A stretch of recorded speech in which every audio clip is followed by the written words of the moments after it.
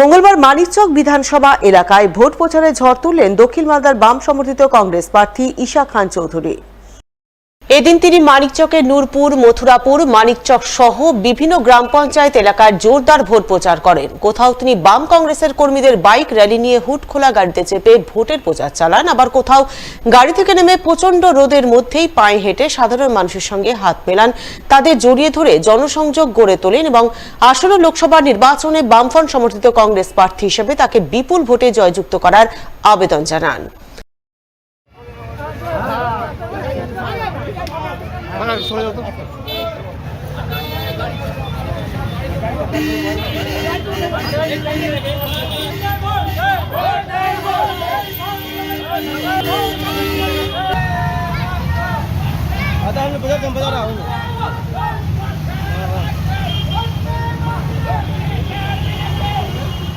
সাহারা খুবই ভালো, মানুষের ভালোবাসা আছে আমাদের কংগ্রেস পার্টি ভোটের তরফে, খুব ভালো লাগলো।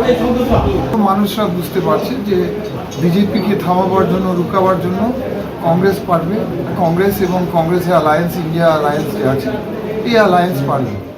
ভোটের ডিউটি থেকে দলের সক্রিয় কর্মীদের অব্যাহতি দেওয়ার আবেদন নিয়ে মঙ্গলবার মালদা জেলা শাসক তথা জেলা নির্বাচন আধিকারিকদের সঙ্গে সাক্ষাৎ করল বাম কংগ্রেসের এক প্রতিনিধি দল।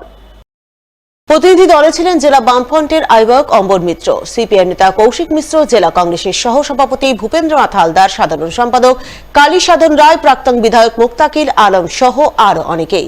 তারা সকলে মিলে এদিন জেলা শাসকের সঙ্গে সাক্ষাৎ করেন। কেন, কি বিষয়ে সাক্ষাৎ, এই প্রসঙ্গে কি জানালেন বাম কংগ্রেস নেতৃত্ব, শুনুন তাদের মুখ থেকে। আজকে আমরা জেলা সমাহর্তার কাছে এসেছিলাম, ডিএম সাহেবের কাছে, যে আমাদের যে ইলেকশন ডিউটি যারা করেন আর কি, যে ভোট আসতে গেলে তাদের একটা ইলেকশন ট্রেনিং হয়, সেই ট্রেনিংয়ের ডিউটি যাদের কাছে আসে, আমরা প্রত্যেকটা নির্বাচন আমরা তাদের সেই যারা আমাদের দলের দায়িত্বশীল নেতারা, তাদের সেই ডিউটিতে যাতে যেতে না হয়, একটা নাম কাটানোর একটা প্রবণতা থাকে, সেটা আমরা প্রতি বছর প্রত্যেকটা ইলেকশনে আমরা দিই, দলগতভাবে দেওয়া হয়, যথারীতি এবারও দেওয়া হয়েছে। কিন্তু দেখা যাচ্ছে প্রত্যেকবার যেভাবে নামগুলো কেটে দেওয়া হয় বা যেভাবে তাদেরকে তার ডিউটি থেকে ছাড় দেওয়া হয়, দলীয় প্রত্যেকটা দলের ক্ষেত্রে এবার ঠিক অন্যটা দেখতে পাচ্ছি, যে আমরা প্রাইভেটাইজ লিস্ট দেওয়ার পরে তাদের ইচ্ছে মতো নাম কেটেছে বা তাদেরকে ডিউটির আওতা থেকে বাদ দেওয়া হয়েছে, সেইটা আমাদের কাছে একটা প্রশ্ন।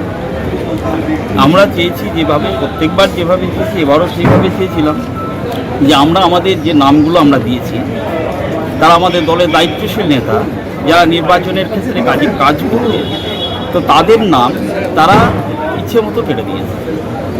এটা যেমন একটা প্রশ্ন এবং সংখ্যাটাও একটা প্রশ্ন। সেটা নিয়ে আমরা ডিএম সাহেবের কাছে গেছিলাম, কথা বলি, তিনি বলেছেন ঠিক আছে আমরা দেখব। আমরা জেলা প্রশাসনকে কোঅপারেট করতে রাজি আছি। আমরা যে সংখ্যক নাম দিয়েছি তাকে কমিয়ে নিয়ে এসে আমরা তালিকা দিয়ে দেব, সেই মতন যাতে কাটা হয়, কোনো পক্ষপাতিত্ব না, শাসক দলকে কত কাটা হবে, অন্য দলকে কত কাটা হবে। আমরা চাই যে সব দলকেই সমানভাবে সুযোগ দেওয়া হোক। এটা প্রতিবারেরই নিয়ম, চিরাচরিত নিয়ম, যে কিছু ভোটকর্মীর নাম রাজনৈতিক দলগুলি দেয় এবং সেই মতন কাটা হয়। এবারও আশা করব জেলা প্রশাসন তার ব্যতিক্রম করবেন না। যেখানে প্রত্যেক বছর প্রত্যেকটা রাজনৈতিক দলের কর্মীদের 150-200 করে পদাধিকারীর নাম কাটা হয়, সেখানে আমার কোন কোন পদাধিকারীর নাম কাটা হবে, সে যে সংখ্যায় হোক না কেন, সেই সুযোগটা আমাকে দিতে হবে।